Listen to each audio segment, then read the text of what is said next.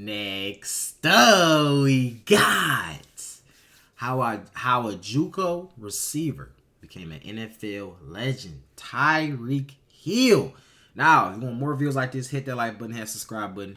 Tyreek Hill right now is looking amazing. All right. Now, a lot of people thought, or at least me, I'm like, he going to the Dolphins, but I'm like, I don't know if is that gonna be the best fit for him. I just didn't know how. I couldn't even imagine him on a different team. But it's looking like he's looking even better than how he was on the Chiefs. You know what I'm saying? Just like how the Chiefs, you would think the Chiefs needed Tyreek Hill, but the Chiefs still was in the Super Bowl last year. They don't, you know what I'm saying? They don't need him. So hey, one more videos like this, hit that like button, hit subscribe button.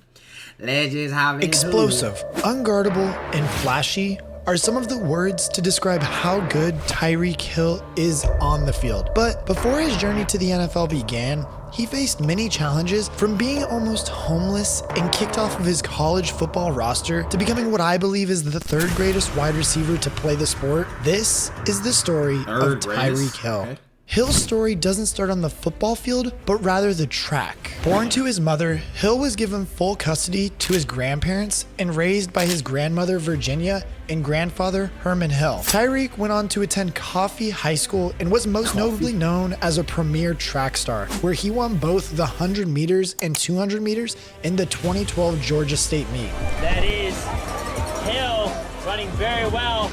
We saw him run a U.S. leading time in the prelim. We'll see what he can pull off here. Tyreek Hill crushing it right now. Earning him recognition as the Track and Field News Athlete of the Year and continued earning medals. In 2012, he would take home a gold medal in the 4x100 meter relay at the World Junior Championship and a bronze in the 200 meter sprint. But one night would change Hill's career choices forever. His family was almost homeless and living without electricity for an entire year. Once upon a time, I was homeless. I went through it. So I can just only imagine, being in a place like this in a cold environment. It sucks.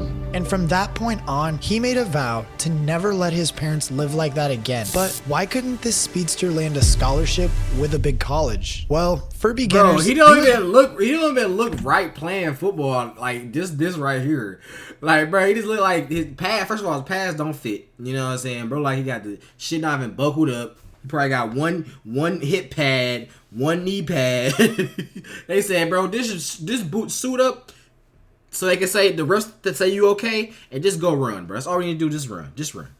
Couldn't this speedster land a scholarship with a big college? Well, for beginners, he was more of a track athlete, considering he was significantly undersized for D1 ball, being 5'9" and 170 pounds or so. So he progressed to Garden City Community College. On the football field, his speed was unrivaled. I mean, the dude was so good, the coaches used him all over the field, out of the backfield, as a wide receiver, returning kicks. Damn. You name it, Tyreek could do it, and was now on the radar of some of the biggest names in college football. And this right here shows you why being all my JUCO products, bro. If you are in JUCO, it's okay. It's never over.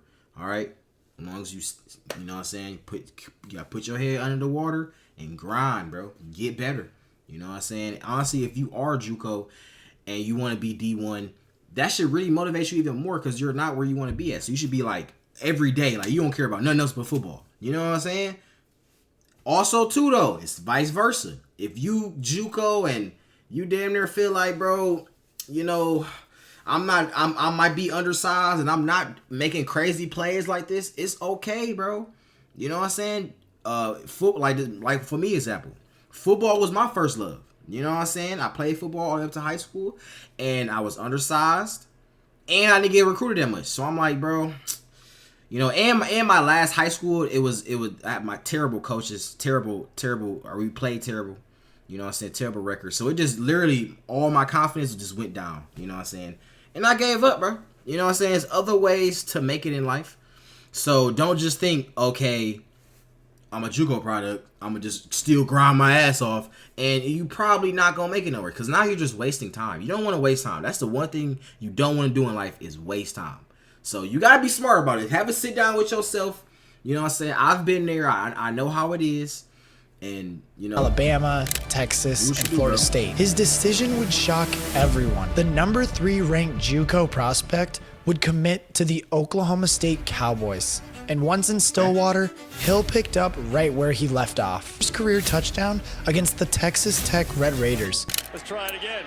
Right down the middle of the field, wide open, running under it, touchdown, Tyreek Hill. And even helped them win a comeback victory over their rival Oklahoma after he returned a punt for 92 yards. Oh.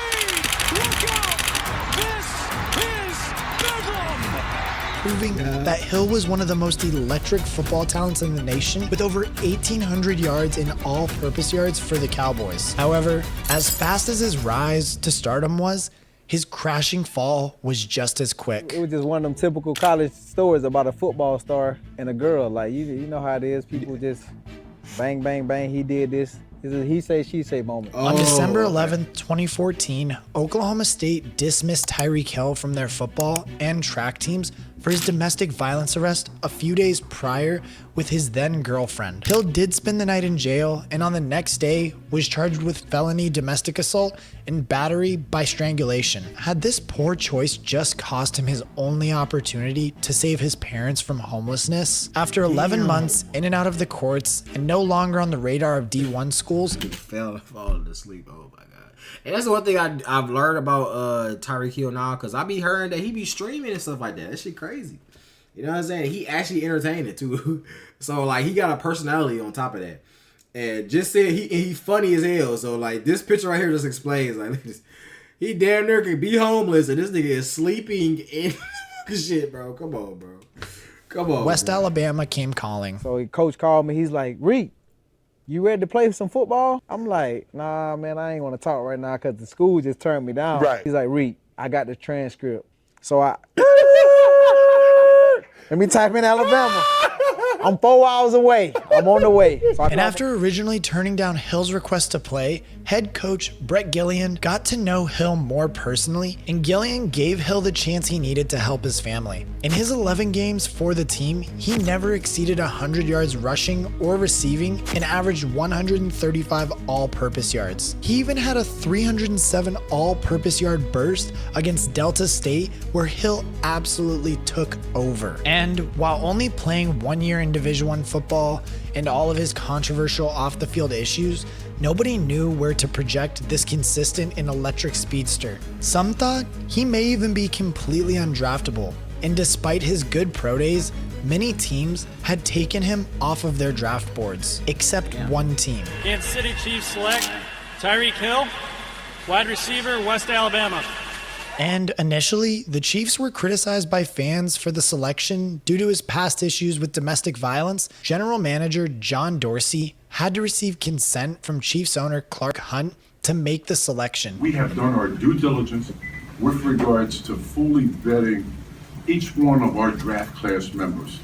And with this case, we've done that. And at the moment, Chiefs fans may have hated that pick, but now I'm sure they miss having the third greatest wide receiver to ever play on their team. With Tyreek now signing a 4-year, $2.5 million contract, he could follow through on his promise he had made his parents to never let them live like that again. But what nobody knew is that this was merely just the tip of the iceberg of Tyreek's NFL career. In his rookie season, he joined the Chiefs primarily as a punt return man and was showcasing just how fast he was, and even achieved rare feats of having a kick return, rushing, and receiving touchdown in one game, which hadn't been done since 1965 by Gale Sayers. Nobody would be able to catch him as he chucked up the signature deuces on the field as he dusted opponents, but also to the negative comments of the Chiefs drafting him. Finishing his rookie season with an impressive 61 receptions, 593 receiving yards, 6 touchdowns as a wideout, and it didn't stop there. As a runner, he had 24 carries for 267 rushing yards and 3 touchdowns, but earning him the nickname the Cheetah, and as a rookie was invaluable, proving that his Pro Bowl and his All-Pro first team selection as a rookie weren't just luck. He had earned this overcoming many hurdles throughout his life, and in 2017 would make the leap from just being a gadget and return specialist to transform into an elite wide receiver the league had never seen before. And shout out to my friend Mason who gave me this video idea in my Discord, which you guys can join and could give me ideas for upcoming videos. So make sure you join up. But me and my friend always have this conversation, and this dude Tyreek is literally the fastest human being to any point on the field or anywhere you can imagine. Like, I'm convinced this dude could beat any athlete you name to any spot on the field. That's just how godly Tyreek's speed is. And I even put him ahead of Moss and behind Jerry as the second greatest wideout ever. And so y'all let me know in the comments, where do y'all feel like he ranks in y'all receiver top list? Now, me personally, he definitely up there. I ain't gonna lie, he definitely up there. I'm gonna just say that he definitely up there. Let me know in the comments how y'all feel. He's talking about top 3. That's crazy. Top 3 might be a little crazy of all time. Now, I would give him, because he is shorter, you know what I'm saying, more elusive. Now that bumps him up even more, because, you know what I'm saying, you basically facing more adversity, you know what I'm saying. So I definitely give him pluses.